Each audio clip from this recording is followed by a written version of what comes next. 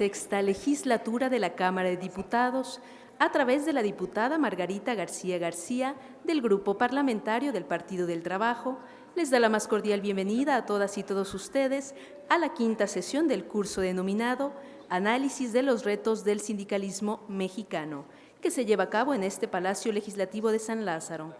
Nos hacen el honor de integrar el presidium de este acto la diputada Margarita García García. Bienvenida, diputada.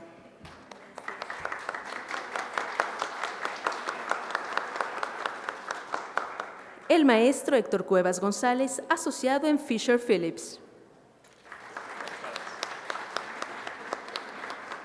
El maestro Alberto Ramírez García, abogado laborista. Y el maestro Alberto Romero García, catedrático de la Universidad Obrera de México.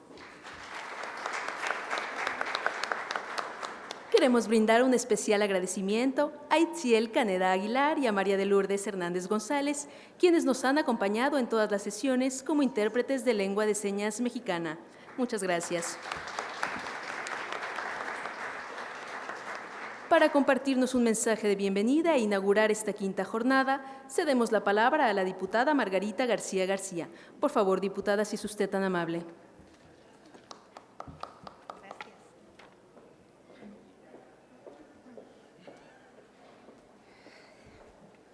Muy buenas tardes. Una disculpa por atrasarnos un poquito y llegar aquí con ustedes. Nuevamente, para mí es un gran honor y un gran placer recibirlos a todos y a todas en esta Casa del Pueblo. En esta quinta sesión nos estamos familiarizando cada día más para emprender las luchas necesarias con los trabajadores y para los trabajadores. En esta Casa del Pueblo, donde seguiremos no solo escuchando la voz del pueblo, sino que también ejercemos acciones, en este caso, en favor de los trabajadores, cursos como este nos permitirá intercambiar ideas, pensamientos y experiencias que nos permitirán ser parte de estos cambios que requiere nuestro México. Como ya es grata y costumbre estos talleres, espero que los continuemos. Quiero decirles que hoy ya soy integrante de la Comisión de Trabajo y Previsión Social. El día de ayer se instaló la comisión. Hoy podemos decir que tenemos nuevamente esa gran responsabilidad de escuchar, de ser la voz, pero sobre todo de acompañar a todos los trabajadores y, como lo dije ayer, el Partido del Trabajo seguirá siendo y será la voz fuerte que hable y defienda los derechos de las trabajadoras y de los trabajadores.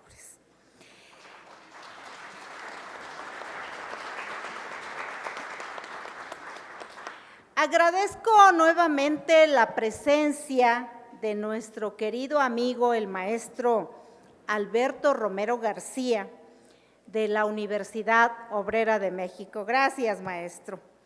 Y bueno, hoy veo que algo sucedió ahí porque tienen apellidos de mucha coincidencia. A nuestro ponente, quien nos va a hacer el honor de darnos a conocer sus conocimientos, ¿sí? Hoy es como invitado el maestro Alberto Ramírez García, quien nos hablará sobre el estado que guarda el sindicalismo después de la reforma laboral del año 2019. Sea usted bienvenido, maestro. También nos acompaña un amigo que me recordaba hoy que ya un año que no nos veíamos, pero pueden pasar los años, los meses, y quedó sembrado ese cariño. Hoy nos acompaña el maestro Héctor Cuevas González, que con su experiencia nos clarificará la responsabilidad social de la iniciativa privada en nuestro país. En el año 2019, la reforma laboral ha tenido emblemáticas reformas que definitivamente marcan un antes y un después en la vida de los trabajadores. 11 reformas marcan significativamente la vida laboral del país y sus efectos han sido evidentes en las condiciones y vida de los trabajadores. Evidentemente, estas reformas impactaron las organizaciones sindicales, quienes actualmente cuentan ya con un sistema de justicia laboral, también tienen nuevas reglas de democracia sindical y negociación colectiva al incorporar el voto personal, libre, directo y secreto en la elección de líderes sindicales y ratificación de contratos colectivos. Se garantizó un salario mínimo por encima de la inflación, reforma que en este 2025 ha subido a rango constitucional, lo que nunca se había hecho en la historia de México. Estas reformas laborales, por supuesto que impactan en los empresarios que son quienes ofrecen estas fuentes de trabajo. Es en la iniciativa privada donde ve los efectos de la reforma, pues el patrón es quien debe de otorgar las facilidades de creación de las organizaciones sindicales, los salarios mínimos garantizados y demás derechos que han sido otorgados a favor de los trabajadores. Una relación obrero-patronal respetuosa, honesta y con garantías básicas de hoy. Siempre tendrán resultados productivos, estabilidad en el contexto laboral y crecimiento en el patrimonio de las familias de los trabajadores. Hoy nuestros invitados nos compartirán sus conocimientos y experiencias que nos permitan poner en un contexto actual la nueva situación sindical y la responsabilidad social que juega y jugará siempre la iniciativa privada. Por eso hoy siéntanse nuevamente en su casa y si me lo permiten, ponerse de pie, siendo las 12:25 del día 6 de noviembre del 2025, inauguramos nuevamente este curso que sea para beneficio de todas y de todos. Muchas gracias.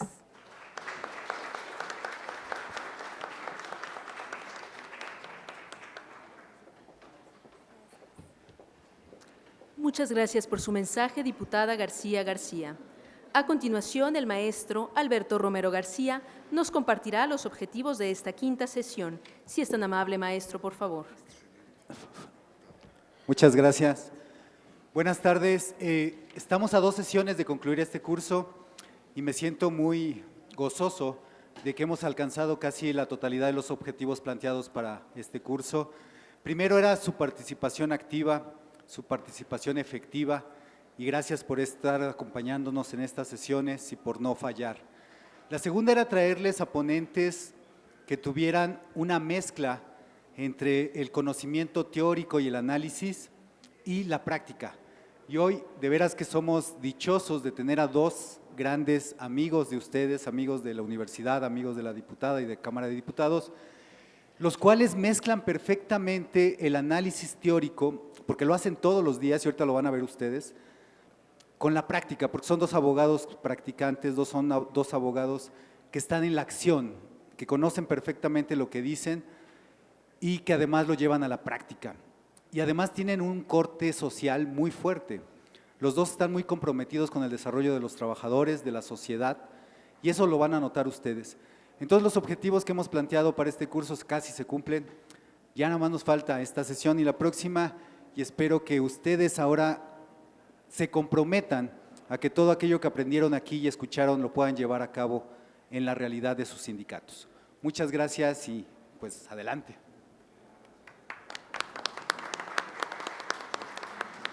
Agradecemos su introducción, maestro Romero García. Para dar inicio a la primera ponencia de este curso, que lleva por título La responsabilidad social de la iniciativa privada con los trabajadores, me permitiré leer el destacado recorrido profesional de nuestro ponente, el maestro Héctor Cuevas González. Héctor Cuevas es abogado postulante egresado por la Universidad Panamericana, con especialidad en Derecho Administrativo, maestro en Derecho por la Queen Mary University of London y maestro en Consultoría Estratégica de Negocios por la Universidad Panamericana. Además, asesora a clientes nacionales y multinacionales en temas de gobierno corporativo, fusiones y adquisiciones, protección de datos, asuntos de anticorrupción y derecho migratorio. Su experiencia en protección de datos abarca el manejo de diversos temas, tales como transferencias internacionales bajo el GDPR, contratos de computación en la nube, asuntos de comercio electrónico e investigaciones y sanciones públicas. Es socio en Fisher Phillips México, donde lidera el área de Derecho Regulatorio. Antes de unirse a Fisher Phillips, fue socio en una destacada firma global de servicios profesionales, donde asesoró a clientes en temas corporativos en industrias altamente reguladas como energía, ciencias de la vida, telecomunicaciones, agua e infraestructura. Adelante con su ponencia, maestro. Tiene usted el uso de la voz. Muchas gracias. Espero me escuchen bien ahí. Sí, se escucha. Perfecto. Pues primero que nada, agradecerle mucho, diputada Margarita García García, por esta cordial invitación. Maestro Alberto Romero García, también, como bien dice, ya nos une una relación de años y de amistad desde el despacho con la Universidad Obrera y muy agradecidos de estar nuevamente con ustedes. A mi ponente y compañero en esta mesa, maestro Alberto Ramírez García, y a todos ustedes por estar aquí presente. No omito también agradecerle a dos personas que me han ayudado a entrar a este mundo de la responsabilidad social empresarial desde el lado de la iniciativa privada, mis amigos José Ignacio Valle Lorenzo y Cira Corbeta López de Letona, con quienes nunca hubiera podido llegar a estar aquí con ustedes, ¿no? Es importante mencionar, y quería yo decirlo un poco, ya decía el maestro Romero, lo importante que es escuchar las distintas voces que ocurren dentro de un mismo ámbito, como puede ser me acerco un poco más el micrófono, el ámbito de la responsabilidad social frente a los trabajadores. Desde el despacho estamos nosotros comprometidos a que la situación laboral de nuestros clientes esté en cumplimiento con la ley. Estamos siempre de la mano y muy activos en el tema de las reformas, trabajando directa o indirectamente con las comisiones, pero también ese cumplimiento pasa por estándares internacionales y de otro tipo. Mi colega, el maestro Alberto Ramírez, les platicará, como ya comentaba la diputada, más acerca del tema y las implicaciones de la reforma de 2019, y a mí me toca en esta plática hablarles más bien de temas de responsabilidad social y cómo ha venido permeando tanto el marco jurídico mexicano a través de lo que se conoce como derecho blando o soft law, y cómo también podemos nosotros generar consensos y grupos distintos de discusión para tener de una manera efectiva no solo la cooperación entre las partes, sino darle realidad a los convenios de la Organización Internacional de Trabajo en materia de derechos y cuestiones colectivas. Paso. Un poco a manera de antecedentes, ¿cómo llegamos aquí? ¿Qué es la responsabilidad social empresarial y por qué nos debería importar cara a esto, ¿no? Hacia los trabajadores, y esto es muy importante, escuchamos muchas veces que desde el lado de la iniciativa privada busca únicamente un cumplimiento de mínimos, es decir, el cumplimiento con la ley a efecto de poder tener únicamente regulado el tema de participación de las utilidades, quitarse un poco el problema que puede haber contra los sindicatos y de alguna manera esbozar, digamos, esbozar un escenario en el cual la iniciativa privada se quita los problemas que puedan existir desde el ámbito laboral y colectivo. Sin embargo, desde los años 70, de manera muy activa, han venido habiendo distintos esfuerzos internacionales para la integración y para el conocimiento en materia de responsabilidad social empresarial. Distintas cuestiones, distintos conceptos que al fin y al cabo tienden a lo mismo. Inicialmente se hablaba de acciones aisladas, en las cuales veíamos temas de mejoramiento de una situación laboral en el entorno laboral, temas de comisiones mixtas, seguridad e higiene, reglamentos interiores de trabajo, y por otro lado, un tema más enfocado a una situación social, donde existían ya programas y algunas iniciativas empresariales para, digamos, la integración tanto de pueblos, comunidades, como de las familias de los propios trabajadores. Estos esfuerzos, la verdad de las cosas es que hasta el año 2000 se fueron haciendo de manera muy aislada y de manera muy distinta, es decir, sin una regulación que de alguna manera capturara todas estas, ¿no? Existían, por supuesto, tanto en contratos colectivos como en otro tipo de instrumentos, una serie de compromisos de las empresas respecto a ciertas cuestiones de carácter social, respecto de algunas cuestiones y prestaciones para las familias de los trabajadores, pero todo quedaba, digamos, a un nivel de caso por caso. En el año 2004 particularmente, 2003 a 2005, se da un caso muy famoso en la teoría de la responsabilidad social empresarial, el caso de Enron en los Estados Unidos. Digamos, la bancarrota en la que queda sumido Enron y lo que todo eso conlleva para la economía de Estados Unidos, obligó al regulador de ese país a empezar con una serie de reformas, tanto al marco jurídico como a la regulación financiera, a efecto de poder tener controles no financieros dentro de esa regulación. ¿Qué se buscaba particularmente? Evitar conflictos de interés, tener un esquema antisoborno y anticorrupción más robusto y particularmente cara al aspecto social de eso, que las cuestiones que fueran con los trabajadores fueran en cumplimiento con los estándares de la Organización Internacional de Trabajo. Es decir, un país como Estados Unidos, que conocemos es la economía más grande del mundo, fue de los primeros países que intentó dentro de su legislación llevar hacia adelante ese paso, ¿no? en diferente manera a la que hemos hecho nosotros, dadas las circunstancias sociales y económicas del país, pero sin duda darle una realidad jurídica a una situación como lo era la cuestión. De eso derivan dos documentos muy importantes, uno de ellos que ocurre en el Reino Unido, que es el Cadbury Report, llamado así porque el diputado que propuso que se llevara a cabo un primer marco jurídico en materia de responsabilidad social empresarial era el diputado Cadbury, y por otra parte la ley Sarbanes-Oxley, también tiene el nombre de los dos diputados del partido, uno demócrata y otro republicano, que llevaron a cabo la iniciativa. ¿Qué se buscaba con estas primeras figuras jurídicas, digamos, que regulaban la responsabilidad social empresarial? Simple y sencillamente tener un piso, tener un acuerdo de mínimos y tener estándares en los cuales todas las empresas, tanto públicas, es decir, que cotizan en el mercado de valores, como privadas, tienen que cumplir. Es decir, ya a nivel empresarial, la cuestión meramente financiera de generación de utilidades, rendimientos y demás no era la única prioridad ni lo único que le debería interesar. El Estado tuvo que venir, y particularmente en estos dos países, a intervenir la economía a efecto de señalar que también los indicadores no financieros, la calidad de vida y otros estándares era importante para el desarrollo de los trabajadores y de sus familias y comunidades.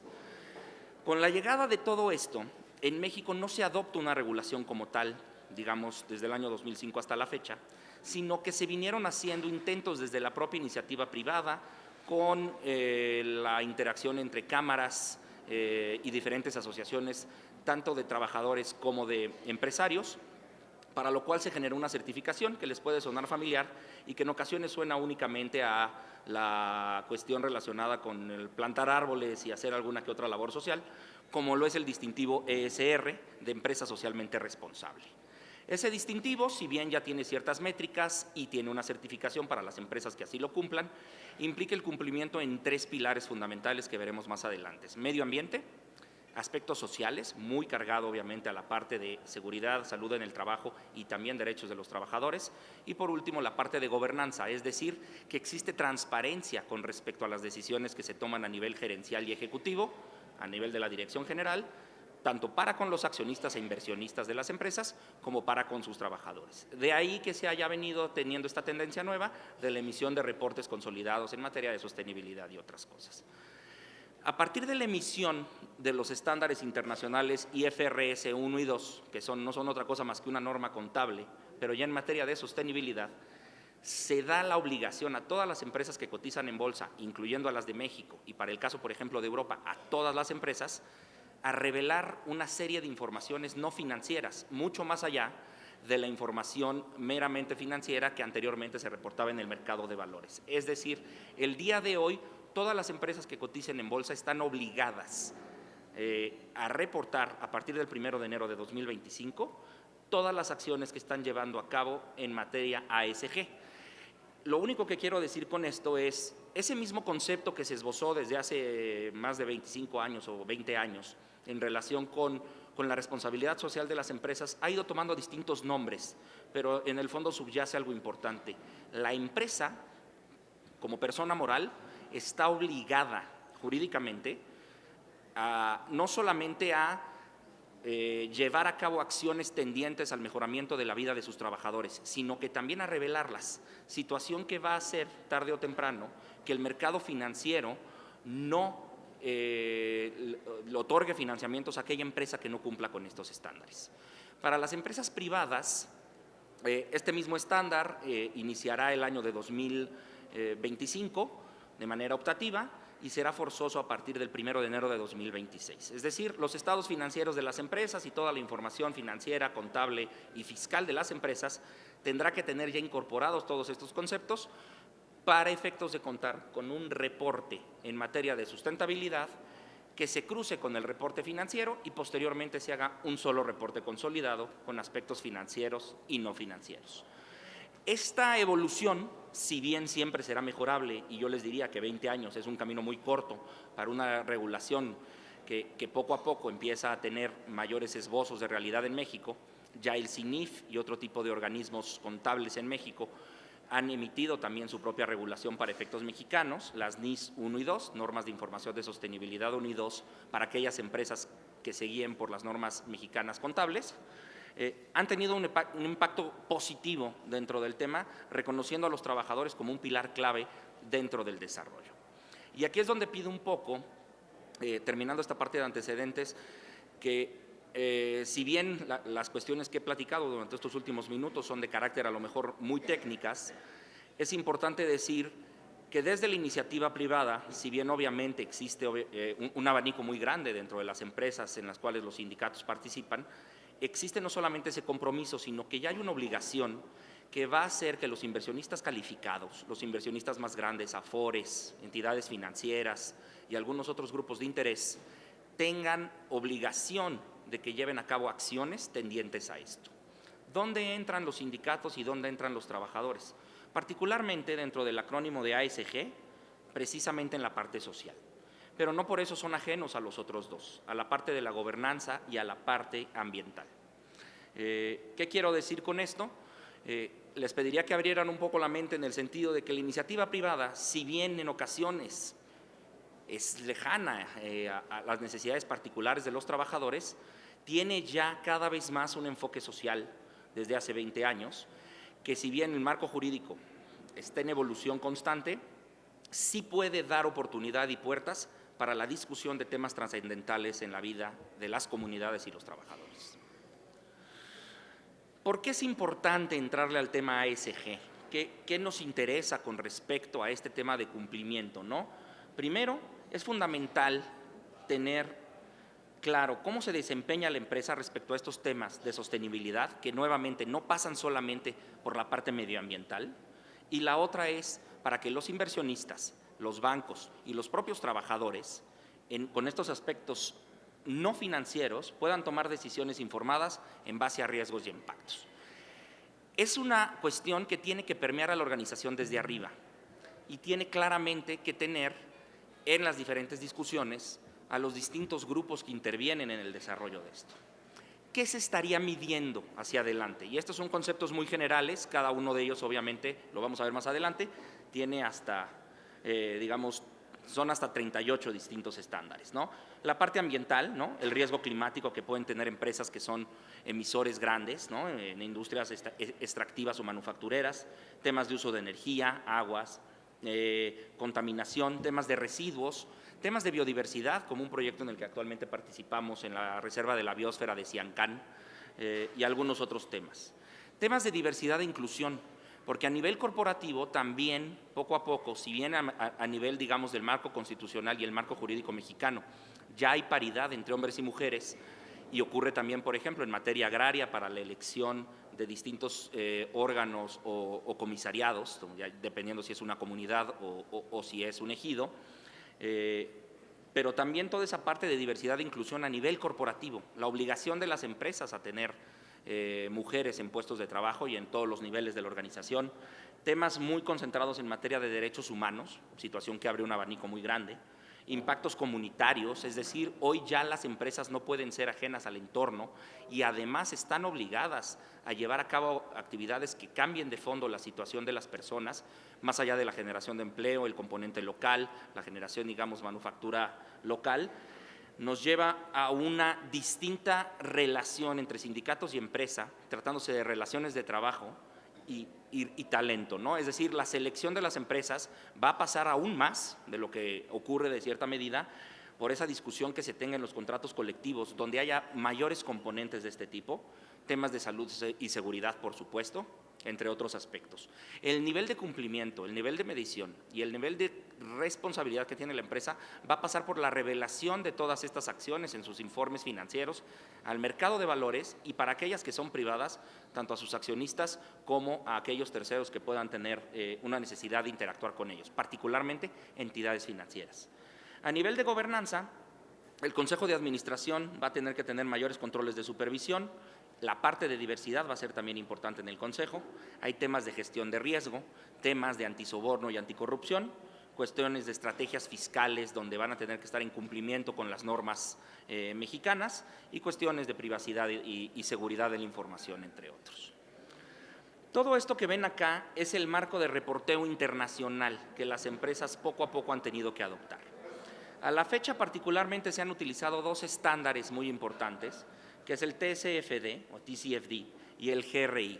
Esos han sido los dos marcos que han servido para interactuar con respecto al reporteo financiero de revelaciones en materia de sostenibilidad como en materia de riesgos relacionados con el clima.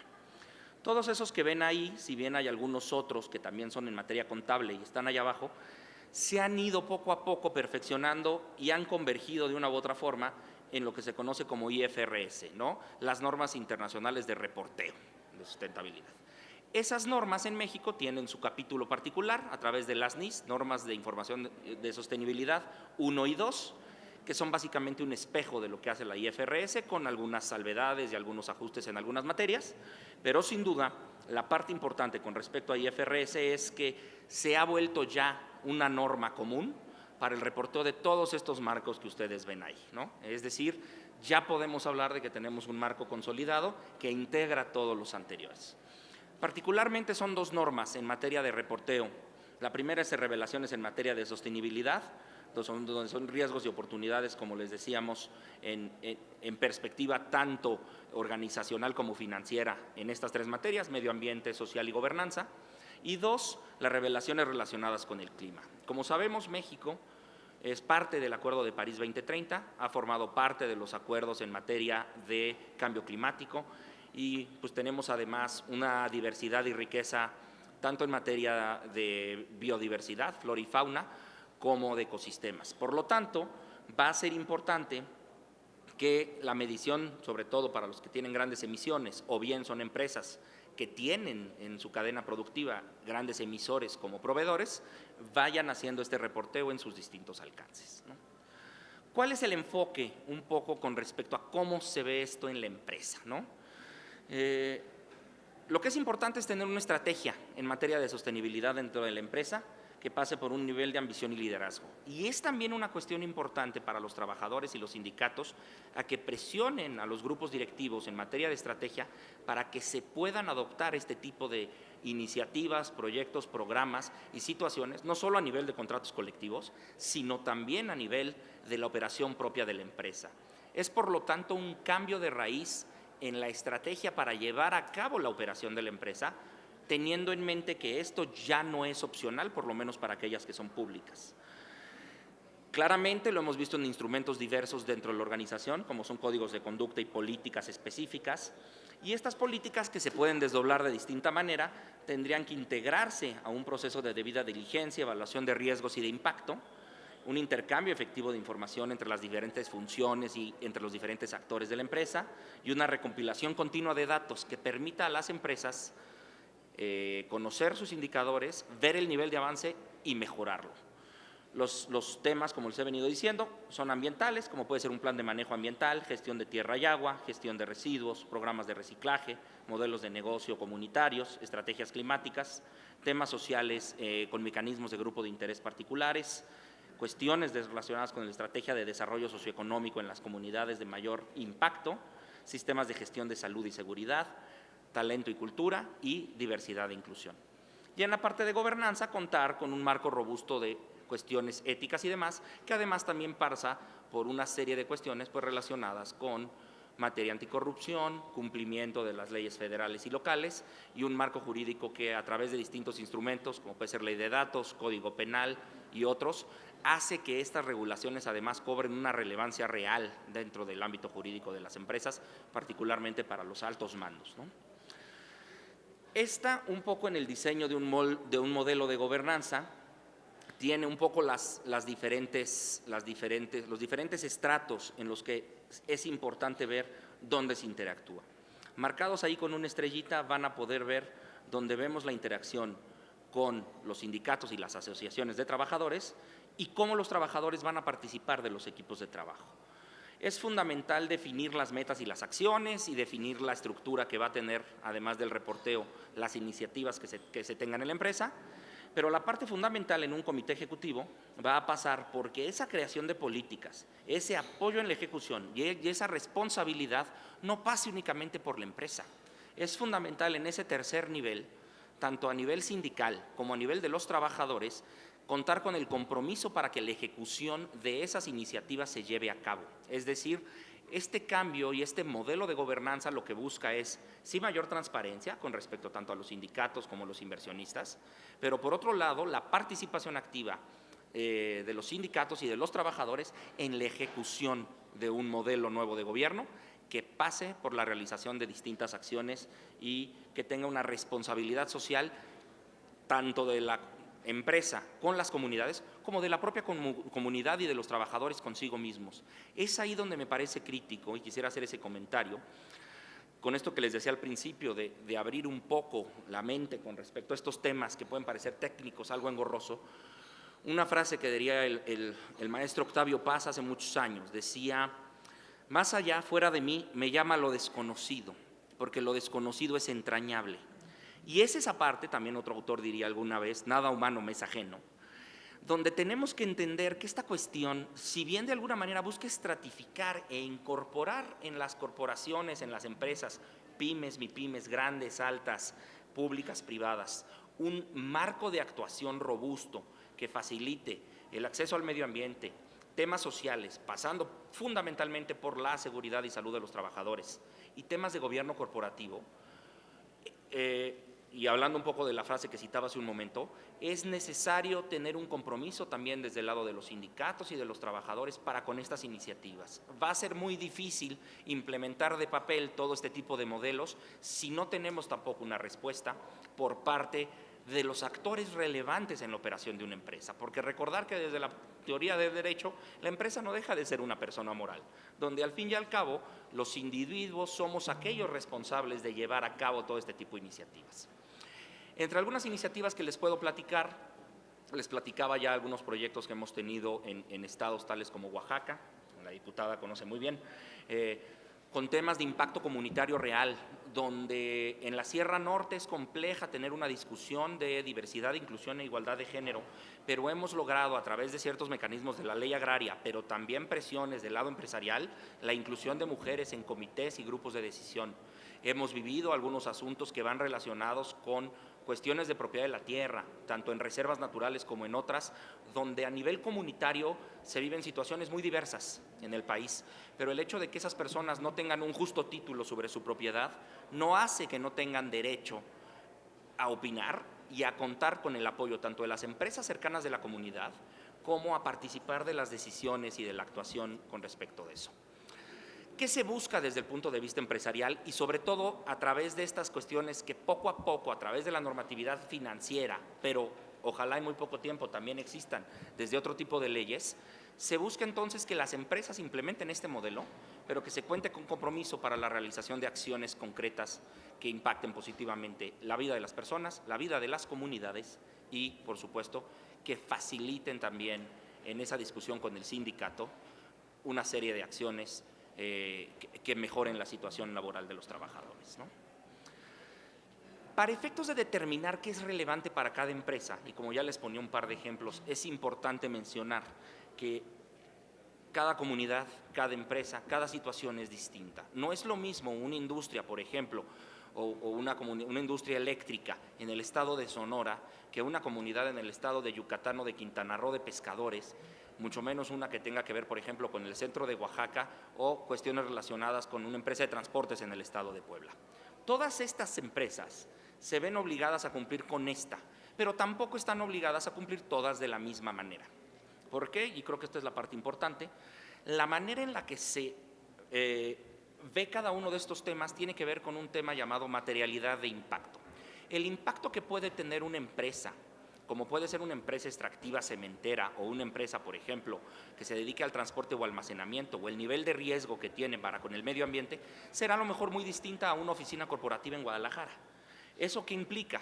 Que no solamente van a tener que cumplir unos u otros, pero el grado de cumplimiento o las iniciativas y proyectos dependerán mucho de la situación concreta de cada uno de los grupos empresariales, ¿no?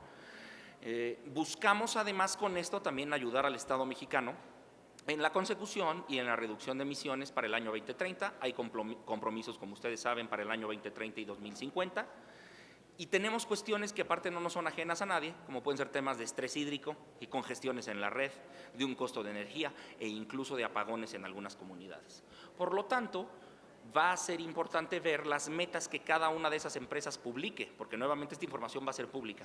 Y parte importante como trabajadores o sindicatos de esas empresas va a ser darle puntual seguimiento al estado de avance sobre esas iniciativas, sobre todo en materia medioambiental.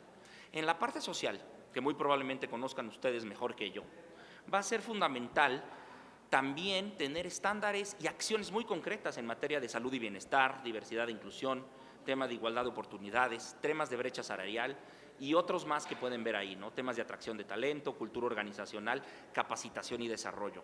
Es decir, los compromisos que se adopten a nivel estratégico por la entidad, que tendrán que pasar tanto por los trabajadores como por los distintos equipos de trabajo y por los sindicatos, tienen también que tener mediciones concretas. Y estas mediciones concretas darán, por supuesto, elementos a los sindicatos para poder platicar acerca de qué grado de avance se tiene con respecto a unas u otras, pero también podrán darle al patrón la posibilidad de ajustarlas. Por eso va a ser importante que estos compromisos no se tomen a la ligera y también que no nos comprometamos a acciones utópicas que no nos lleven absolutamente nada.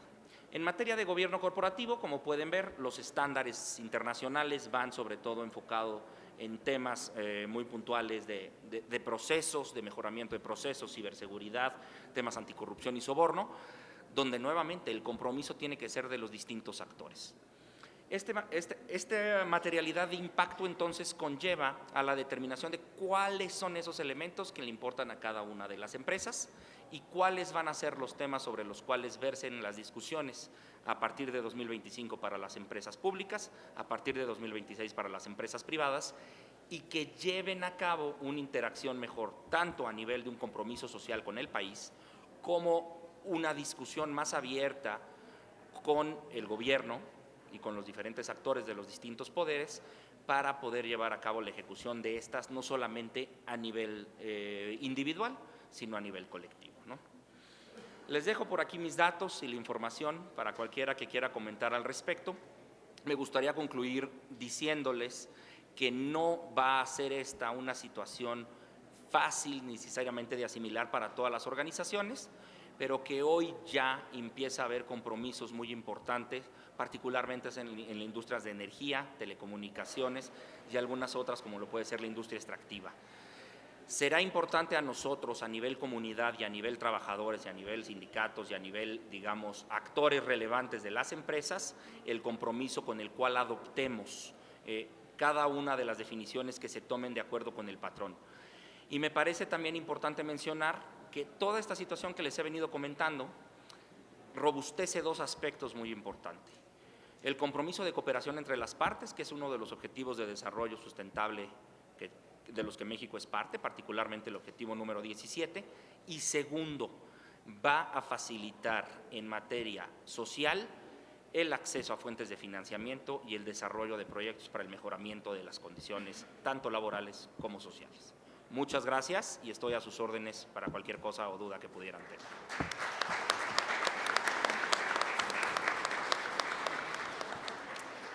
Agradecemos su ponencia, maestro Cuevas. A continuación, daré lectura a la semblanza académica y profesional del maestro Alberto Ramírez García, quien estará a cargo de la siguiente ponencia titulada El estado del sindicalismo en México después de la reforma laboral de 2019. Alberto Ramírez García es licenciado en Derecho por el Colegio Español. Cuenta con un diplomado en Derechos Humanos, Amparo y Derecho del Trabajo por diversas instituciones. Actualmente cursa el segundo semestre de la maestría en Derecho del Trabajo en el Instituto de Posgrado en Derecho. También se desempeña como expositor, conferencista y catedrático en varias universidades e instituciones de educación superior. Ha participado en eventos y capacitaciones organizadas por la Suprema Corte de Justicia de la Nación, la Universidad Pontificia de México, la UNAM y otras instituciones académicas. Ha ejercido cargos en el sector público, incluyendo la Secretaría del Trabajo y Previsión Social y la Junta Federal de Conciliación y Arbitraje, así como en el Fondo de Vivienda del ISSSTE. Actualmente es director del Bufete Ramírez y Asociados, fundado en mayo de 1995, especializado en Derecho del Trabajo y Derecho de la Seguridad Social. Adelante con su intervención, maestro Ramírez García, por favor. Muchas gracias.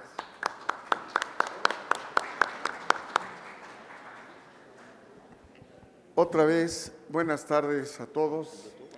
Mil gracias a la Cámara de Diputados, a la diputada Margarita García, a mi querido y admirado maestro y amigo Alberto Romero García, una gran persona. En lo que hace en el mundo sindical, extraordinario, pero sobre todo es mejor ser humano. Héctor, qué gusto de compartir nuevamente contigo.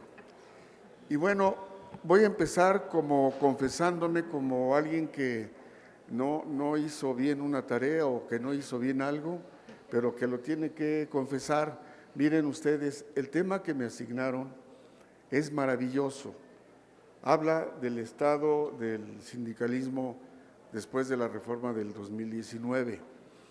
En materia colectiva, no soy un experto, me fascina, la adoro, sobre todo a partir de la reforma del 17 y del 19, sobre todo a partir de ahí. Pero en mi opinión, un abogado laboralista que se precie de honesto tendría que confesar que no hay posibilidad de que dominemos la parte individual en el aspecto sustantivo, en el aspecto procesal, la parte colectiva en el aspecto sustantivo, en la parte procesal, el apartado A, el apartado B, el conocimiento de las 36 leyes, 35 propiamente leyes del trabajo que hay en la República Mexicana. Obviamente la más conocida es la Ley Federal del Trabajo. No, o al menos yo no soy de esas personas. Respeto mucho a quien no solamente conoce algo, sino lo domina. Entonces, el tema es amplísimo. Yo estoy, insisto, muy feliz porque en nuestro país se hizo realidad el inicio de un gran avance.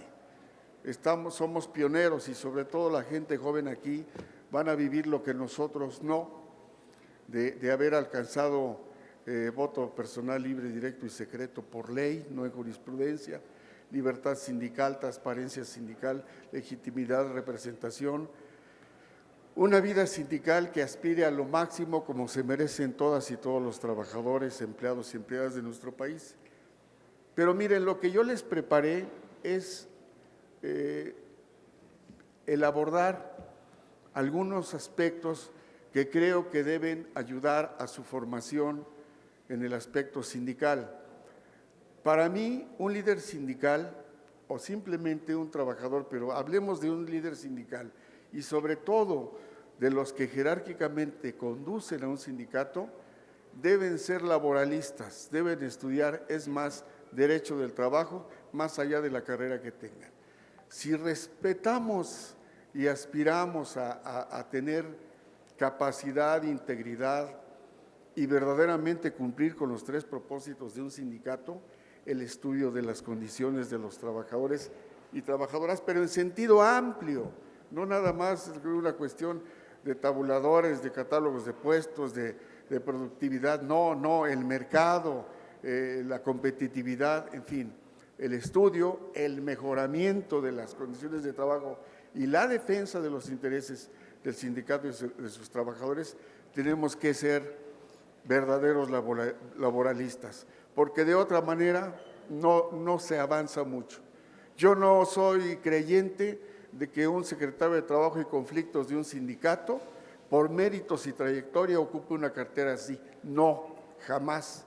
Tiene que ser un abogado, tiene que estudiar la carrera de Derecho para poder tener la capacidad de desempeñar ese puesto tan importante en un sindicato. Un líder sindical bien formado, con buen juicio, tiene vigor, tiene interés y tiene precisión para enfrentar a un supervisor, un gerente, un director, un socio, un dueño, para confrontar cuando haya que confrontar, para conciliar cuando haya que conciliar, pero con bases. Entonces, parte de lo que les voy a plantear en este momento tiene que ver con ese perfil que, en mi opinión, deben tener todos los que decidieron formar parte de un sindicato y, sobre todo, conducirlo, dirigirlo. Híjole, la presentación está muy pequeña. La letra está muy pequeña. A ver si se pudiera. Bueno, miren, yo quisiera, para empezar, contextualizar el derecho laboral en nuestro país, pero debo decirles que quizá mi visión está más cargada respecto de un humilde litigante o postulante del derecho de trabajo que soy. La vida académica para mí también es fundamental, siempre lo he hecho con convicción, no sé si bien o mal, creo que más mal que bien, pero tengo más espíritu de estar en los tribunales, en los juzgados, y vivir y sufrir junto con las personas que represento, generalmente trabajadoras y trabajadoras, lo que es el mundo del derecho del trabajo real. En mi opinión, brevemente, el contexto de las relaciones de trabajo en México está cambiando, hemos logrado muchas cosas, hay muchas modificaciones a la Ley Federal del Trabajo, a la propia Constitución, a la Ley Burocrática Federal,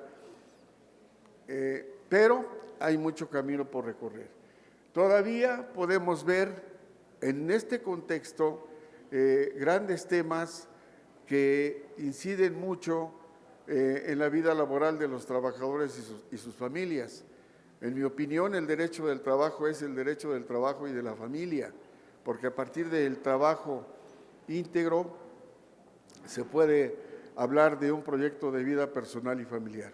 Bueno, en México, y les digo con esa óptica que me da el trabajo diario con personas afectadas, lastimadas, desesperanzadas, atropelladas por el incumplimiento de sus derechos, por el acoso, por el hostigamiento, por la discriminación, por los despidos. Cuando una persona es despedida se cae, cuando una persona es despedida en muchas ocasiones y dependiendo de las circunstancias, sufre un duelo muchas veces irreparable. No tenemos en nuestro país una psicología para el trabajo en los casos en los cuales se pierde un empleo y se pierde todo. Simplemente veamos cuando alguien se saluda uno con otro, ¿cómo estás? Bien, ¿cómo te va? Bien, en el trabajo, bien, y demás cosas. Cuando una persona no tiene trabajo se le pregunta, ¿cómo estás? Mal, ¿por qué? Pues no tengo trabajo, me despidieron, en fin. Entonces, en la realidad, cuando uno como litigante recibe personas de todo tipo, debe empatizar y sin ser psicólogos tenemos que emplear la mayor empatía para tratar de levantar y esperanzar a una persona en la defensa de sus derechos. ¿Cuáles son los aspectos que más afectan a los trabajadores? Y aquí hago un paréntesis. Todos los que estamos aquí somos dichosos y privilegiados de tener un empleo, un ingreso, aspiraciones, proyectos de vida. Pero enseguida les voy a dar algunos números que tomé ayer del INEGI y de algunas publicaciones como del Financiero, muy interesantes, son muy concisas.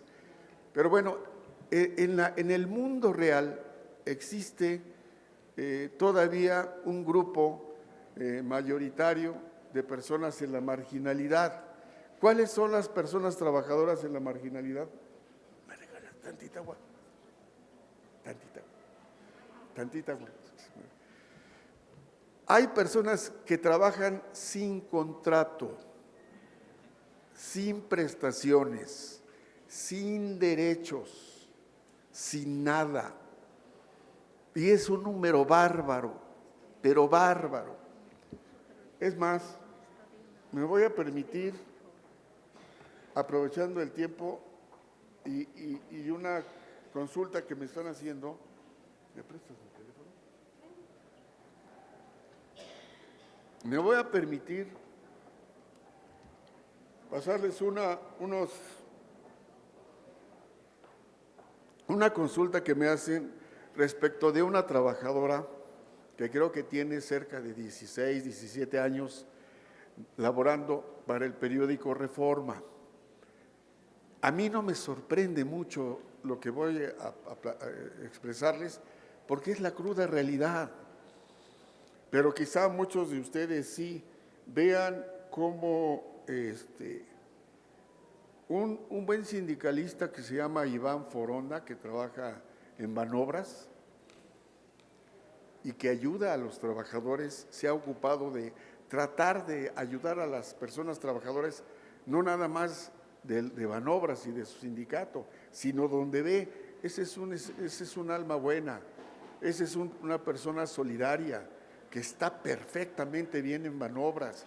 Quien conoció Banobras o los bancos elites de desarrollo de nuestro país, conocen sus condiciones de trabajo, su pensión, en fin, pero él sí hace algo de solidaridad.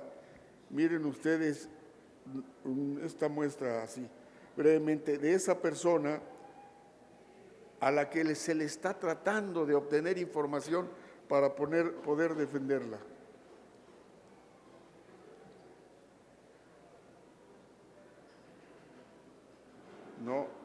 No quiere. La primera pregunta es, ¿le han explicado o entregado algún reglamento interno de la empresa?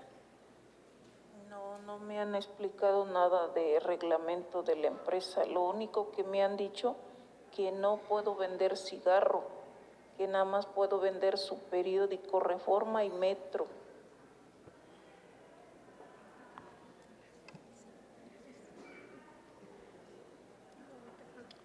No sé si falla. Creo que es el Wi-Fi.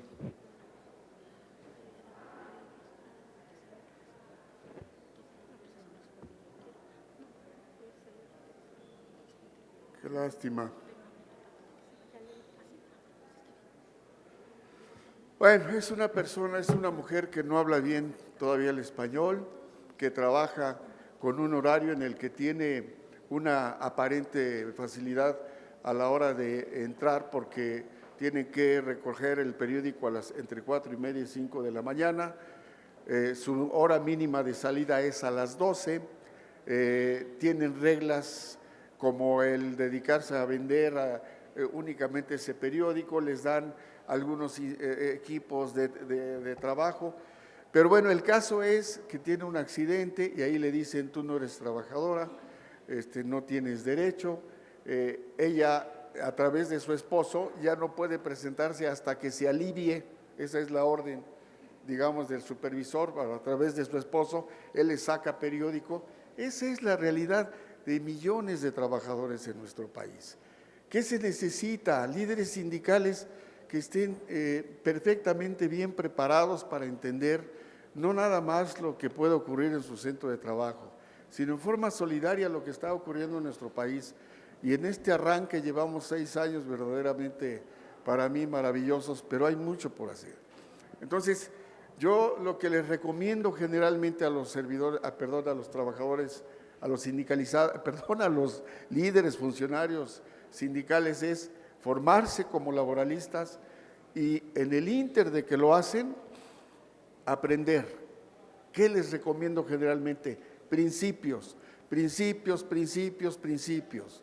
Los principios generales del derecho nos dan forma, nos dan criterio, nos dan juicio, nos ayudan a leer, a interpretar, a comprender de la forma adecuada cualquier contrato individual de trabajo, cualquier contrato colectivo de trabajo, un reglamento, la ley, la Constitución, a comprender mejor tesis aisladas y jurisprudencia, tratados internacionales. ¿Por qué? Porque con los principios yo parto de que el derecho del trabajo no es un derecho de iguales, es una relación jurídica de asimetría, donde está así el trabajador en general y así el patrón. Y de esa manera puedo entender sus principios, el principio de la estabilidad en el empleo, el principio de la tutela judicial, el principio de resolver en favor del trabajador cuando haya duda, el principio de la norma más favorable, el principio de la irretroactividad, el principio de la primacía de la realidad, y así en cada situación en la que haya que discutir por mejorar, que discutir por defender, en la planta, en el taller, en la oficina, en un juicio, a donde quiera que estén, van a comprender de mucho mejor manera esos instrumentos que tenemos y que acabo de mencionar, que son el marco jurídico de los trabajadores. Bueno, esa condición de marginalidad yo la resumiría en los casos en los cuales los trabajadores, decíamos, no tienen nada, ni contrato, ni recibos de pago, todo es por fuera, en efectivo, y les dan dádivas, limosnas para que se atiendan en farmacias similares. No estoy haciendo peyorativo con las farmacias similares, claro que no. Pero esa es la condición de la mayoría de los trabajadores mexicanos y enseguida lo veremos. También hay otras situaciones de marginalidad. En la utilización de contratos de prestación de servicios profesionales, en mi opinión, es lo más miserable también que puede hacer un patrón, sea público o privado, porque se falta el respeto a la parte de la dignidad de un ser humano. Y nada más veamos, a mí me ha tocado vivir muchísimos casos en los cuales hay 5 trabajadores de base de planta de confianza, mal llamados a veces por tiempo determinado, por obra determinado, a tiempo fijo, en fin, una serie de figuras de por sí ilegales, pero como quiera que sea tienen un salario, tienen prestaciones, tienen seguridad social, y a los trabajadores por honorarios que hacen lo mismo, es más, hasta se les finca responsabilidades de igual manera, no se les da nada, se les dan limosnas cuando se quiere, cuando puede una empresa o una dependencia. Pero también, ¿dónde está la precariedad? Al privarles de la estabilidad en el empleo. Recordemos que en la Constitución y en las leyes del trabajo, en todas esas 35 que acabo de mencionar, o de las que me he referido, el espíritu en cuanto a la estabilidad del empleo es que sea eso.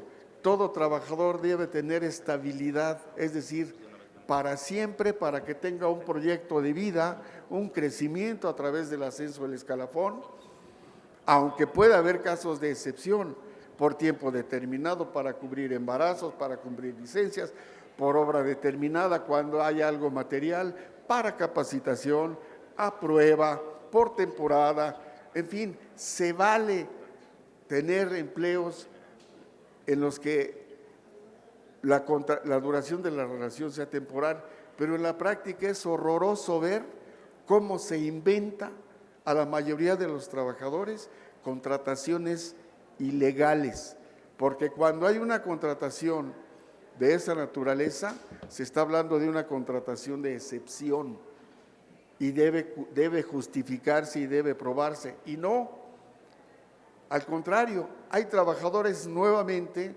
que de la reforma del 2012 para acá tienen ya 8 o 10 años a prueba, por Dios, o para capacitación o un brinco de capacitación a prueba y luego por tiempo indeterminado, ¿Y dónde está el sindicato? No hay, o si lo hay, entregado, débil, inepto. ¿Dónde está? Ahí es algo que debe ponernos en reflexión, porque para muchas personas la vida pasa y no obtuvieron lo que maravillosamente la Constitución y la ley nos ofrecen, nos brindan. Entonces, esa precariedad, esa situación real de las relaciones de trabajo en México, quizá nadie de ustedes la sufra, pero todavía hay quien está sometido a outsourcing, a tercerización, subcontratación, externalización. Son figuras semejantes técnicamente con un poco de diferencia, pero que en la esencia, aunque tenían sentido en su origen, se pervierten con todo y la reforma del 21, seguimos sabiendo, lo voy a decir así para que no se escuche ridículo, seguimos habiendo abogados, contadores, administradores que le ofrecemos a las empresas cómo ganar más, cómo hacer que el trabajador cueste menos a través de nuestros esquemas y demás. No hay inspección suficientemente vigorosa en nuestro país. El sindicato ni pesa ni está. Lo controlo, lo domino. Entonces, yo creo que estaríamos en cada momento teniendo presente que la formación de un líder sindical es un compromiso enorme, personal, familiar, con sus grupos. Bien, entonces yo les sugiero eso, la solución la tienen, sobre todo a los secretarios de Trabajo y Conflictos. Yo he visto casos de quien dice, sí, yo tengo 25 años en el sindicato y conozco, sí, pero no dominas. Ahora, pues no hay problema, mañana inscríbete en la carrera y recuperas terreno y vas a estar al día, porque las exigencias son muy complejas. Hace un momento le comentaba a mi colega Héctor Cuevas el caso del outsourcing internacional o insourcing internacional, donde tenemos ya trabajadores, y seguramente muchos de ustedes va a ser así, que están mediante teletrabajo o home office con empresas que los contratan desde Massachusetts y trabajan para quien está en Madrid y en Londres. Y entonces, ¿qué es eso? ¿Cómo lo manejo? ¿Qué contrato se aplica? Los contratos se los dan en otro idioma, las reglas en otro idioma, con estipulaciones y cláusulas que si a nosotros que estamos en el día a día y a los propios jueces o en las juntas, ante las juntas, a veces decimos, ¿sabes qué? Vamos a detenernos para ver cómo procesamos los derechos de los trabajadores que, derivado de la dinámica que impone la automatización, robotización, tecnología, inteligencia artificial, es un mundo que empieza a crear escenarios de ese tipo. Pero bueno, ya concluiría con una parte del contexto en el que se encuentran desde mi humilde punto de vista las relaciones de trabajo, sin desconocer en todos los aspectos muy buenos, muy positivos que se han dado a partir de las reformas del 17, del 19 y en algunos aspectos del 2021. Quisiera mostrarles unos números, a ver si podemos bajar un poquito. Ahí, miren ustedes.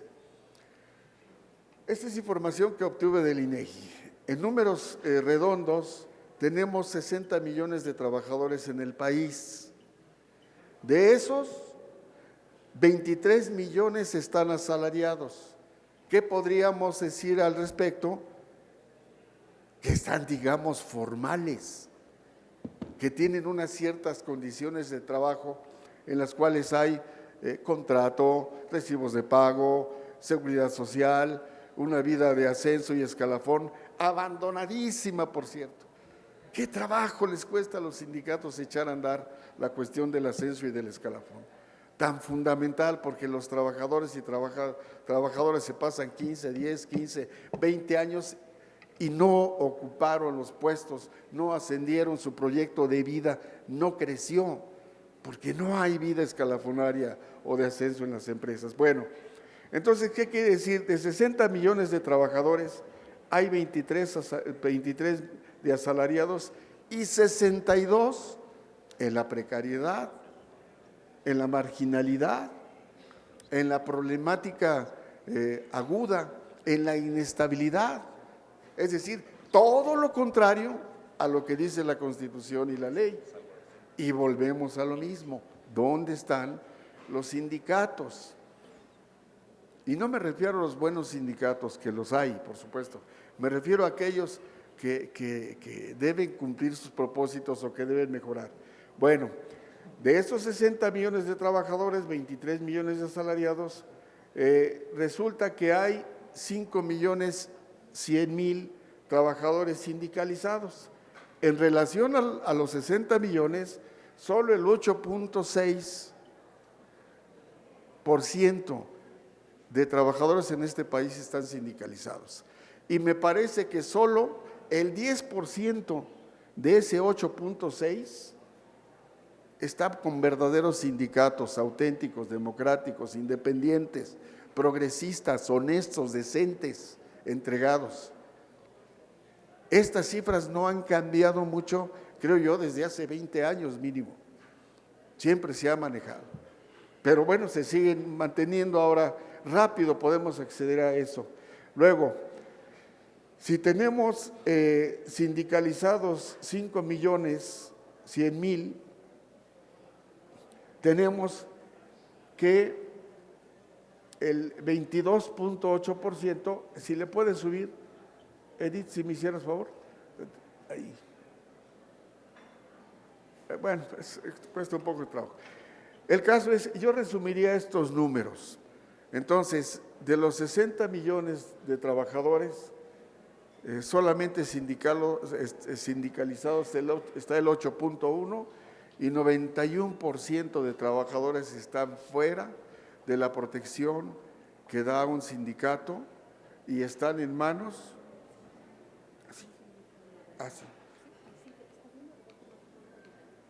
así, si le bajas un poquito, están fuera de la norma, están abandonados, están solos. ¿A qué se debe? Hay varios aspectos, yo creo que ustedes lo sabrán hasta mejor que yo. Una falta de información, yo tengo 67 años y tengo como 50 pidiendo que hubiera algunos cambios, por ejemplo, que hubiera por lo menos una ley federal del trabajo en cada taller, en cada maquiladora, en cada empresa. No hay ni ley ni constitución, no se conoce bien a bien. Bueno, hemos pedido que a partir del tercer año de secundaria ya se diera derecho del trabajo, porque a partir de los 15, 16 años estamos hablando de la edad adulta en relación laboral. Entonces, hay miles o cientos de miles o no sé, millones de niños. Yo considero que un niño de 16 todavía es un niño que debe tener una cierta noción, una cierta guía en un aula para decirle estos son tus derechos y obligaciones. Generalmente como trabajador también puede emprender algo, es poco probable, pero también lo puede hacer. ¿Qué hemos pedido? Que a nivel medio superior haya la materia de derecho laboral forzosa,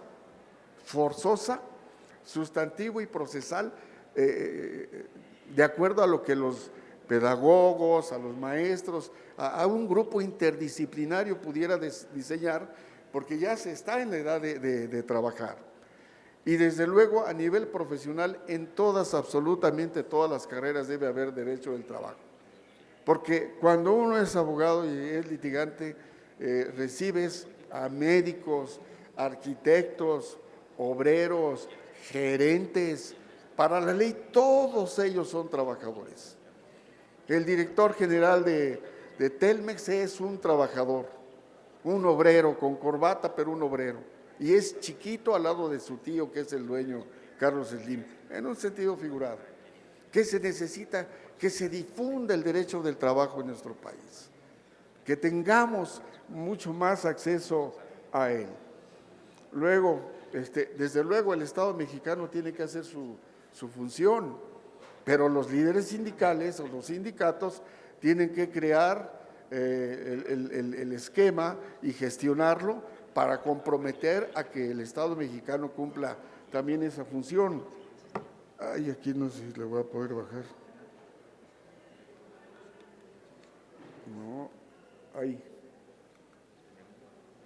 Bueno,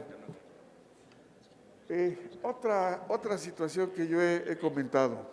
¿Cuándo va a haber la solidaridad, la responsabilidad social y de obrero de los sindicatos establecidos, progresistas, auténticos sobre todo, para solidarizarse con sus hermanos trabajadores y trabajadoras que están en el abandono? ¿Cuándo va a haber la posibilidad que se formen grupos, no nada más para ir al antro, así se le llama creo ahora, sino para ir a lo mejor a mercados, a plazas, a difundir, a las fábricas, a difundir el derecho, con un afán verdaderamente protagónico en el sentido de que los trabajadores tengan la oportunidad de defenderse? Yo les voy a comentar un pequeño pasaje de una película de Eva Perón y de Evita Perón y Juan Domingo Perón. Perón era el presidente de la República, fue secretario del Trabajo, había sido secretario del Trabajo, era obrerista. Y no nos vamos a meter quizá en qué el peronismo, socialismo, no, pero es algo interesante. Él buscaba el beneficio de los trabajadores, como sea, pero buscaba el beneficio de los trabajadores. Entonces hubo un terremoto y ahí por esa razón se conoce con María Eva Duarte, que después se le conoció con Evita Perón. Y entonces está el presidente con la comunidad de artistas, porque ella era artista, cantante y actuaba, en fin. Y les pregunta, ¿cómo podemos ayudar? Y Eva, a diferencia de otros, le dijo al presidente, saliendo a las calles. Se le queda viendo, ¿cómo? Saliendo a las calles, en cada esquina, en cada plaza. Tenemos que hacer ese trabajo. Y lo hicieron. ¿Por qué no los sindicatos establecidos comparten y dan un poco de esfuerzo humano, fraterno, solidario a los trabajadores que están o en manos de ya saben quién o sin nada? Yo en algunas ocasiones les he ofrecido, en lo que yo pudiera colaborar, colaboro de corazón. Ojalá algún día de aquí saliera alguien que dijera, ¿saben qué?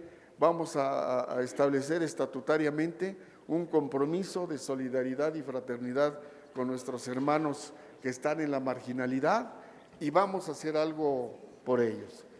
Bueno, ojalá que esto esté sirviendo un poco. Ahora voy a pasar a lo que se enfrentan las y los trabajadores abandonados por los sindicatos o sin sindicato.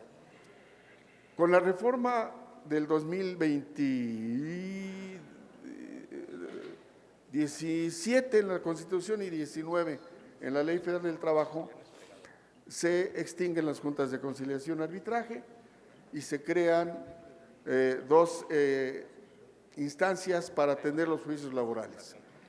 En mi opinión, cuando vimos la reforma del 2017, 24 de febrero, al otro día dijimos, hay que hacer otra reforma, pero bueno, había avances, pero había retrocesos. Cuando se publica el 2 de mayo la reforma a la Ley Federal de Trabajo, dijimos lo mismo, aunque ya sabíamos de alguna manera cómo venía. En mi opinión hay cosas buenas y hay otras cosas muy malas. Yo siempre he estado en contra de la mentira.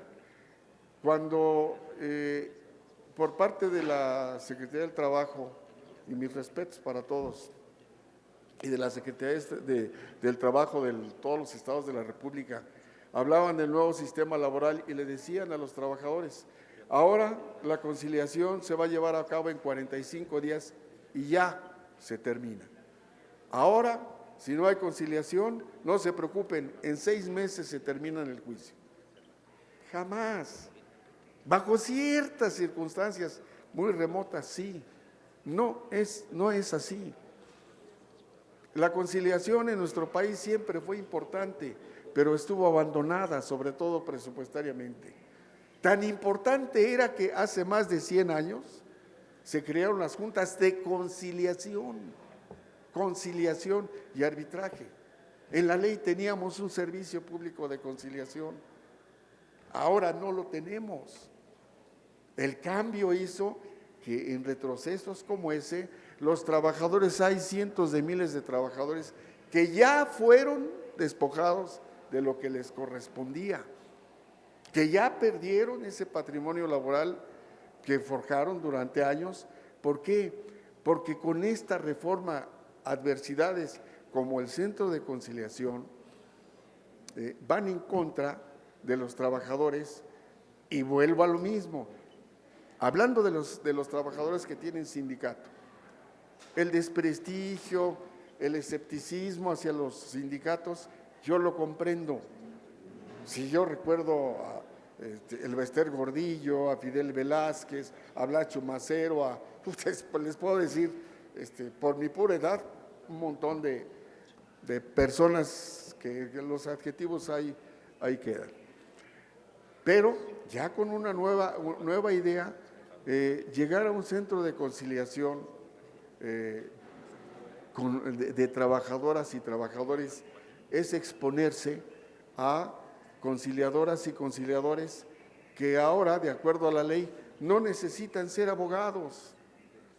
Eso es una barbaridad. Antes, en las juntas de conciliación, tan cuestionadas, yo las cuestionaba, pero hablaba de lo que había que cuestionarse, de la falta de presupuesto, falta de independencia, de línea política, etcétera, etcétera. Aunque tenía cosas maravillosas, su procedimiento sumario, trifásico, copiado de Italia, que a su vez se lo copió Australia hace 100 años. Pero bueno, hablando de las juntas, tenían un sistema de conciliación en el cual cualquiera de ustedes que quisiera ser conciliador tenía que reunir 5 requisitos: ser abogado, titulado o con cédula, vaya, 2 años de experiencia después de haberlo obtenido y haberse distinguido en estudios de Derecho del Trabajo, más conocer de medios alternativos de solución de controversias, que en este caso es la conciliación.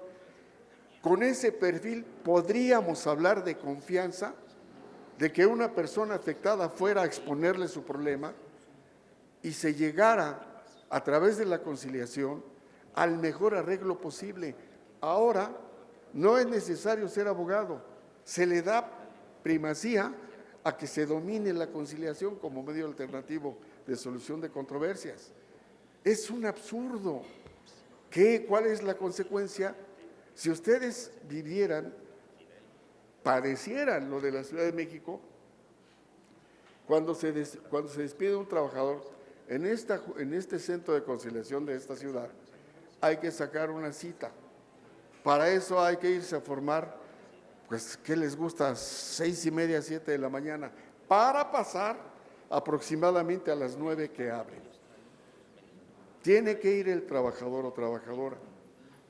Si todo se llevó a cabo, si se notificó bien y demás, y la audiencia de conciliación es, no sé, 20, 21 días, 20, 25 días, se tiene que ir a una conciliación en la cual los cálculos, le llamamos cuantificaciones, están hechos de una manera sin el sentido social que tiene que tiene el derecho del trabajo.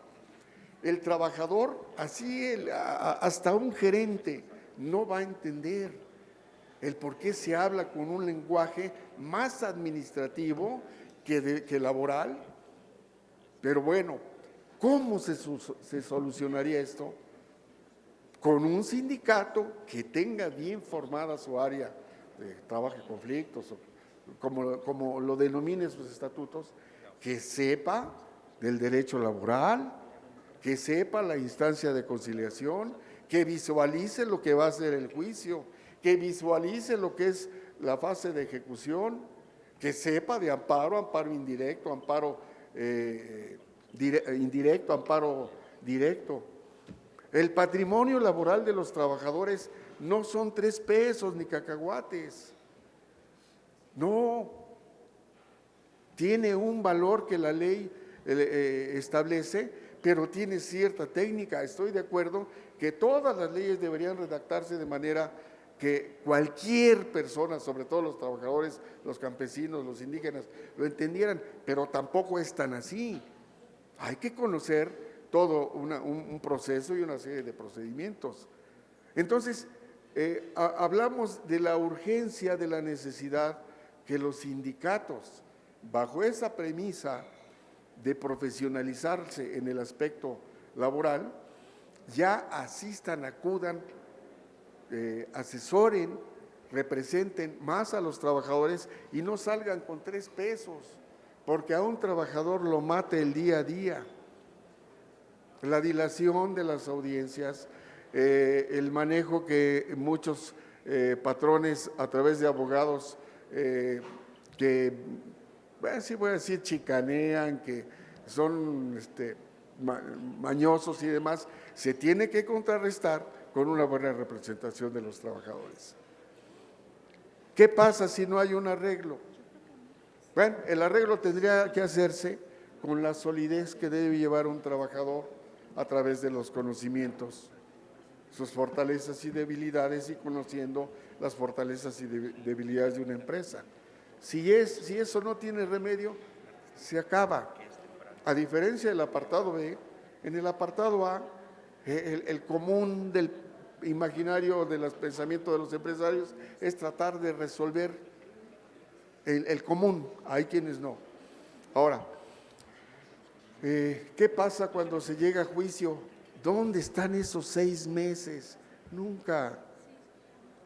Lo que estamos viviendo aquí en la Ciudad de México, en algunas tribunales del Estado de México, no conozco bien a bien en otros estados, pero parece que es igual. Quiero decirles en un lenguaje muy sencillo, cuando se recibe una demanda en un tribunal, se le llama que la reciben y la van a radicar. La van a revisar, está bien, está mal, aclárame esto, te advierto del otro, y después de que se corrige eso, se va a notificar y emplazar.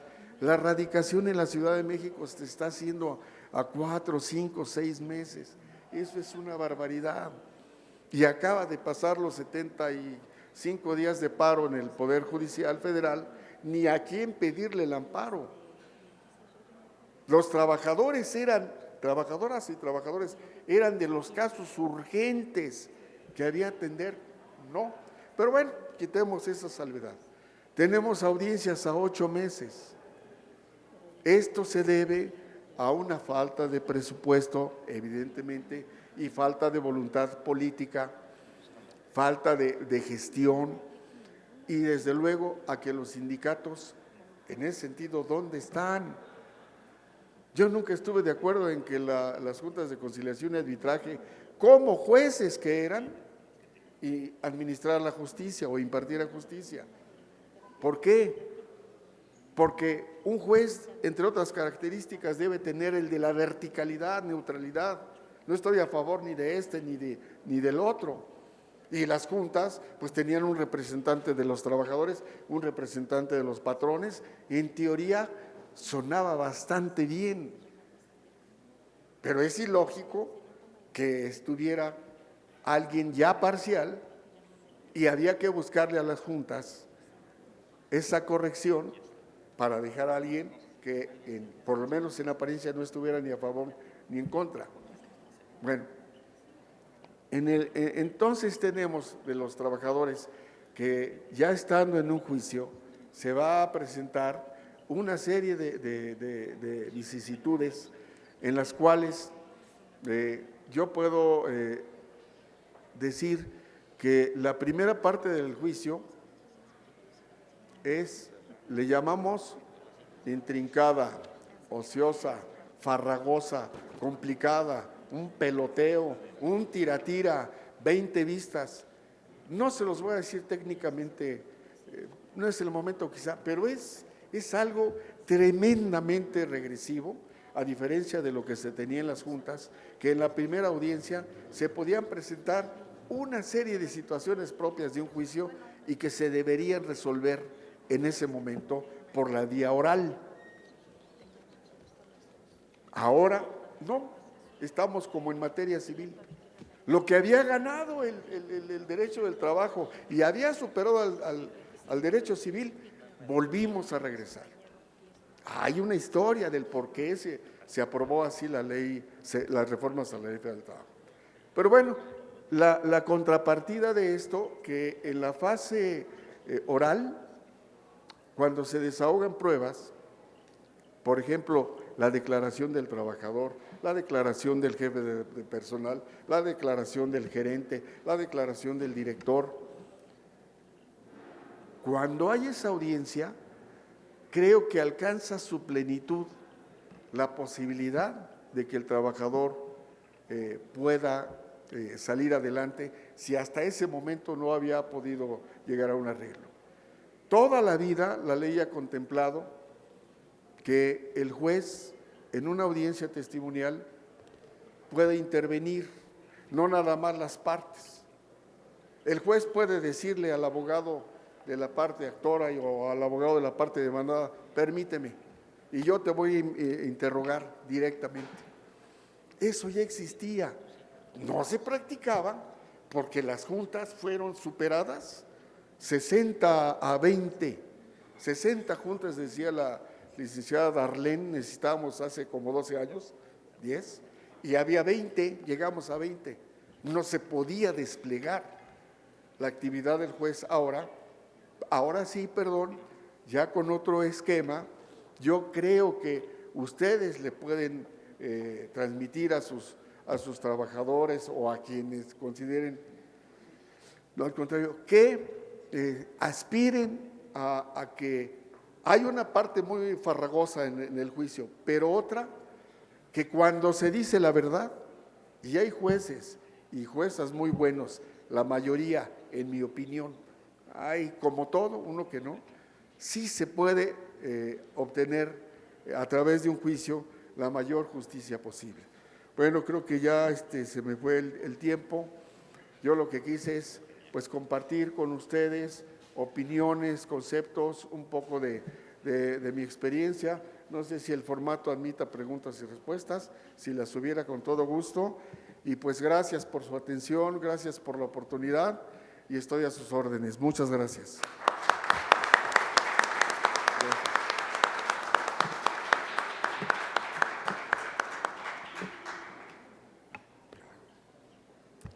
Agradecemos su presentación, maestro Ramírez. Se abre a continuación un breve espacio para 2 preguntas a nuestros ponentes, por lo que les solicitamos a nuestros asistentes levantar la mano y mencionar a qué ponente va dirigida su pregunta.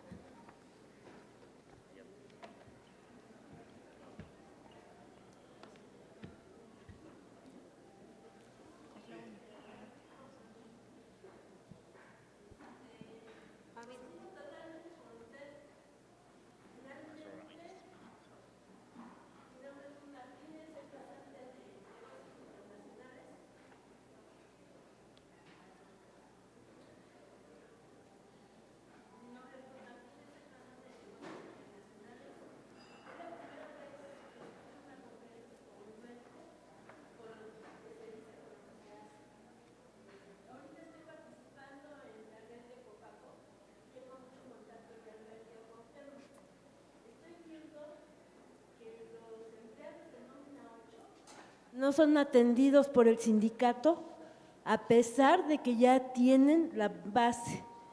Y hay otra filial de nómina 8 que no les dan ni siquiera el dígito, no les dan nada, no les dan uniforme, ellos lo tienen que comprar, no tienen las prestaciones, no les dan los días feriados, tienen que trabajar a pesar de tener la base. Y no es un día, Y no estamos hablando de empresa. Ahora, si vamos a ver las alcaldías como empresa, pues están mal, porque ni siquiera yo creo que el alcalde o la alcaldesa que esté gobernando está enterada de cómo está funcionando el sindicato. Yo que tengo que ir a hacer gestiones de otra índole, pues nomás al pasar los escucho. Yo voy a rogarle, a ver si me da el dígito, y van a rogarle al sindicato, quieren dinero. Entonces, pues sí, coincido con usted ahorita en su ponencia. Muchas gracias. No, gracias a usted.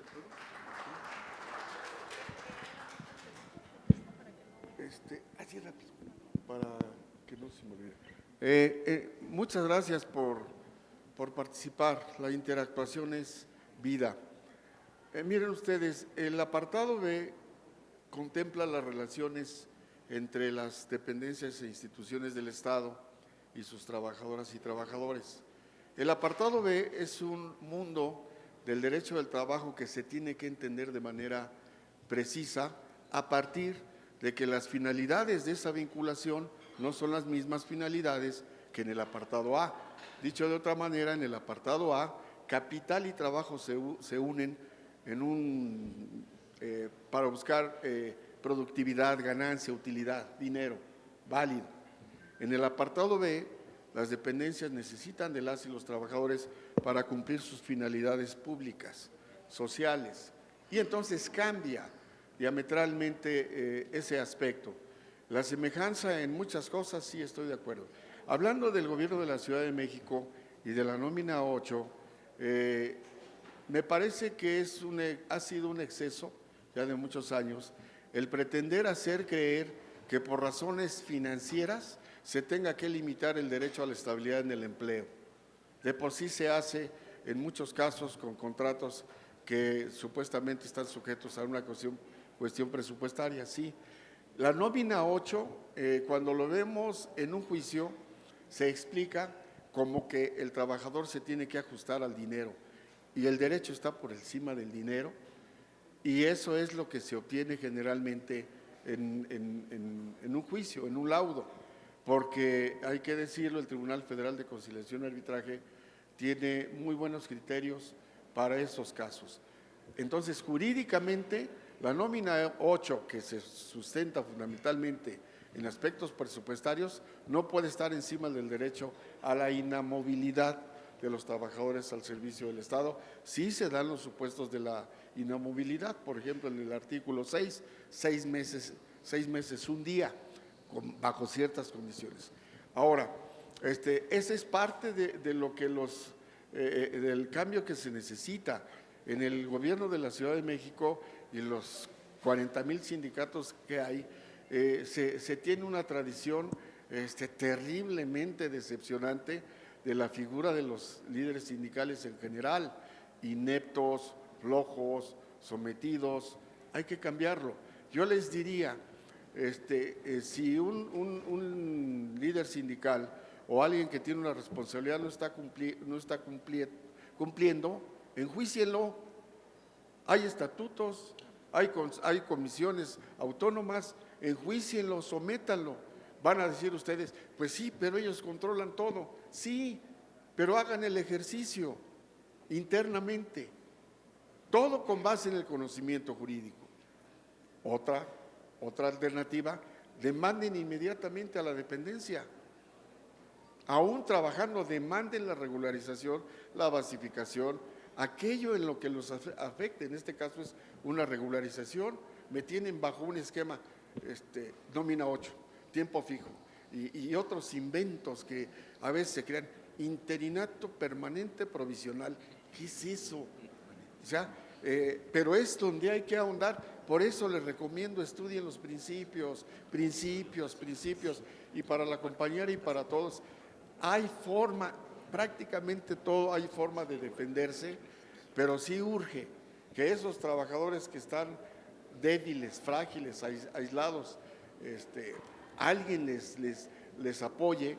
No sé si estructuralmente hubiera a nivel de una federación de sindicatos o una coordinadora sindical de fraternidad, llámenle como ustedes quieran, que se institucionalizara, que trabajara sobre las bases jurídicas, técnicas apropiadas y que atendiera esos miles de casos. Imagínense, cada mujer, cada hombre, que cuando se llega el momento del vencimiento del contrato, sufren, padecen, se enferman de sus emociones, de sus planes, cuando no tienen necesidad.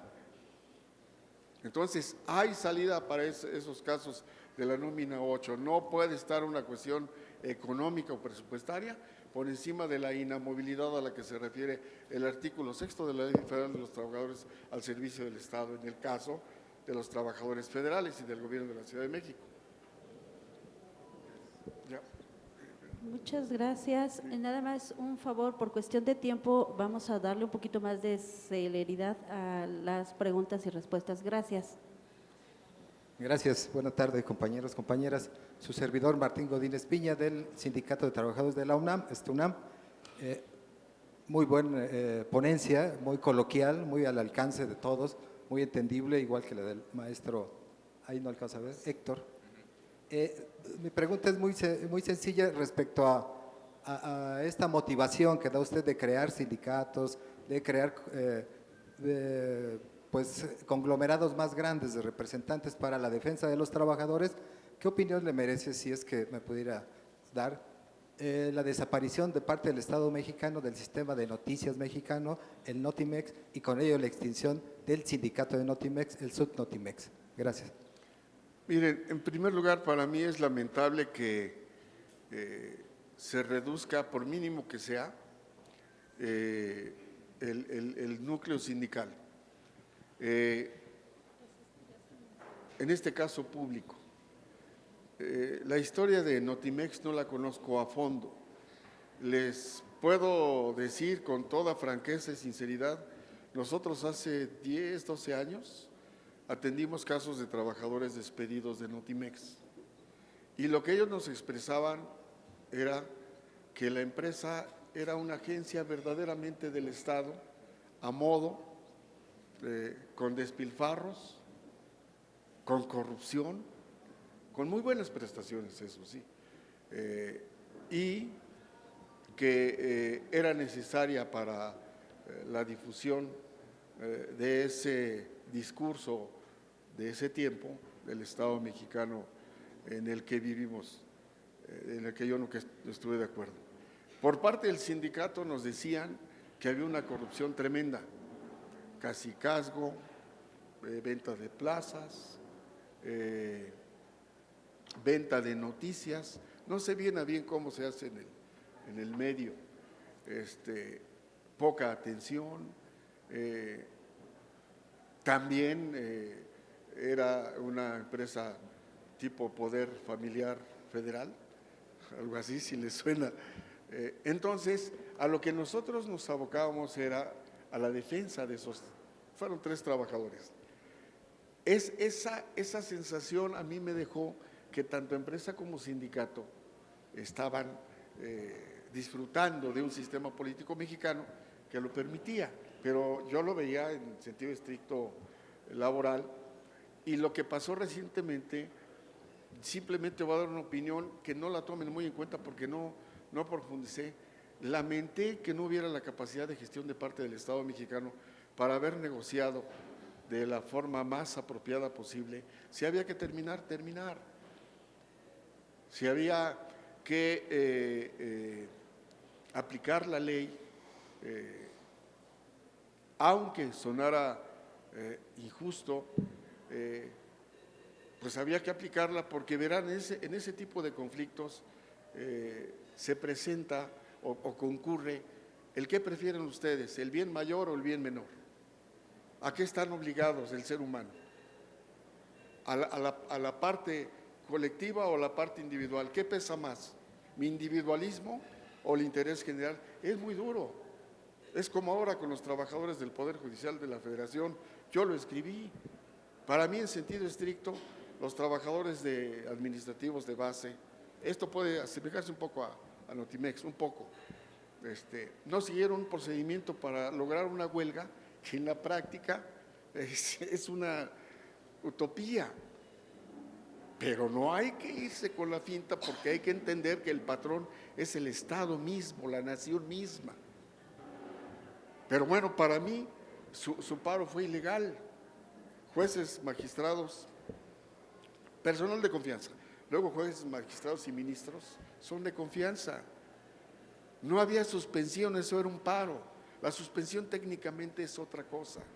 La suspensión se da, por ejemplo, cuando hay una enfermedad, con la contingencia. No se puede llevar a cabo el trabajo, no lo presto, no me pagas, pero la relación se mantiene. Acá no lo presto y sí me pagas todo. Yo lo veo así, por más que esté con los trabajadores del Poder Judicial, a quienes conozco mucho, y yo creo que en diciembre ya ni nos vamos a saludar porque pues el choque fue muy duro. El choque, yo conozco, pues, por mi trabajo, por mi edad, les digo, dos juezas que son entrañables para mí, pero estaban defendiendo sus intereses. Y cuando me dicen, Alberto, ¿a poco? Pues sí, porque es lo que pienso. Y tú también me sorprendes, porque tú sabes muy bien que hablando del paro, es ilegal. ¿Cuándo ustedes vieron que sustentaran en algún artículo, alguna fracción, algún inciso, algún párrafo de alguna ley el paro? Jamás. Que fue prudencia, manejo político, etcétera. Está bien, lo entiendo. Pero sí me duele que se pase por esas situaciones como la de Notimex, porque además es costoso. Entonces, el derecho laboral requiere, y ustedes lo saben como sindicalistas, todos operamos aquí el derecho laboral, ustedes de una forma, un juez de otra forma, un litigante de una manera, en fin. Todos los que lo operamos sabemos que tenemos que entender cuando menos 8 ciencias para comprenderlo. La parte de la ciencia política, la parte de la ciencia económica, la filosofía, la historia, la sociología, la administración pública, la administración de empresas, la historia. Entonces, soy enemigo de ser opinólogo, solo les comento mi punto de vista en relación a Notimex, que a mí me parece que fue muy político el problema y sí faltó nivel para haber resuelto eso sin tanta lesión del erario público. Son de las cosas que cuando es uno 4T, y lo digo de todo corazón y a mucho orgullo, pero disentimos. Hay muchas cosas en las que en el nuevo sistema, perdón, con la reforma judicial, hay algunas cosas que a mí me dejan muchas dudas. Claro, hay que dar la oportunidad de que inicie y en esa fase de experimentación o en esa curva de aprendizaje y en esa transformación o ese cambio que siempre tiene afectaciones, pues adecuarnos y mejorarla, ¿no? Gracias. Pues ya.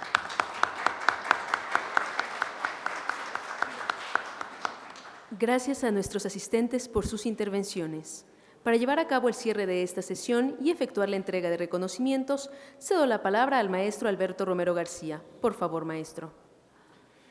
Muchas gracias. Y antes de entregarle las constancias y reconocimientos a nuestros queridos y interesantes ponentes del día de hoy, sí quisiera, cuando lo estaba escuchando a los dos, me pasó que recordé la frase con la que inicia el manifiesto del Partido Popular Socialista, que dice: un fantasma recorre Europa.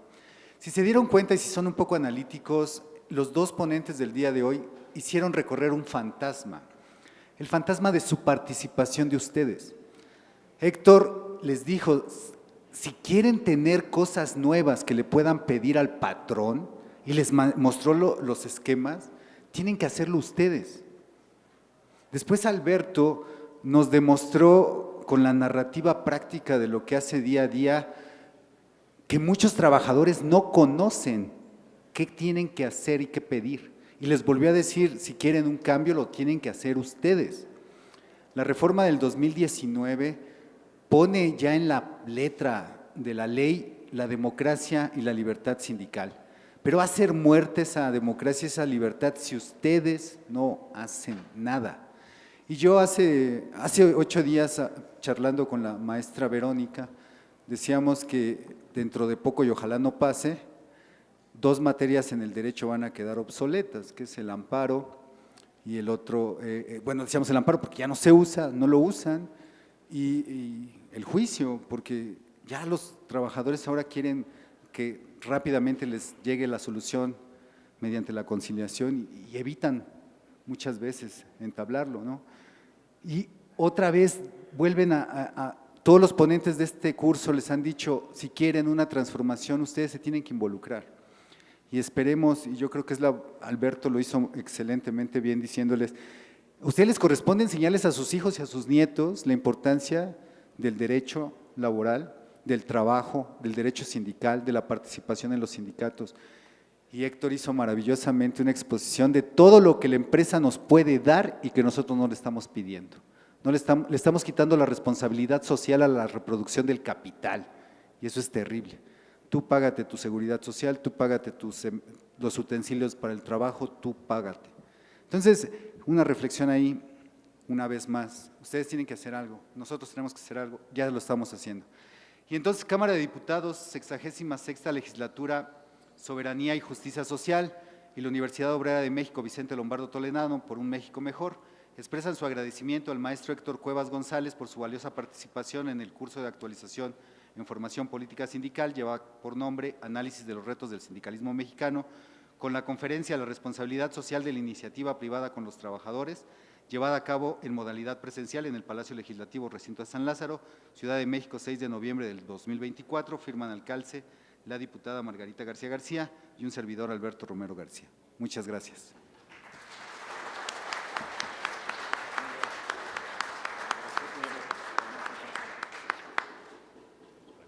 Gracias.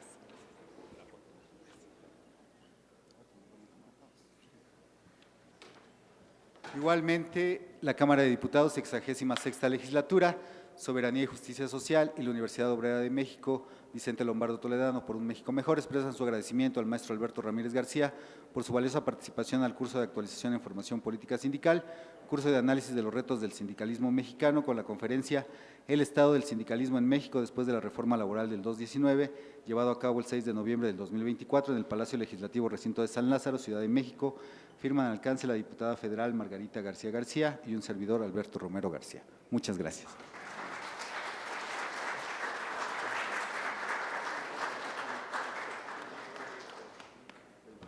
Solicitamos atentamente a nuestros asistentes acercarse al presidium para proceder a la toma de la fotografía oficial.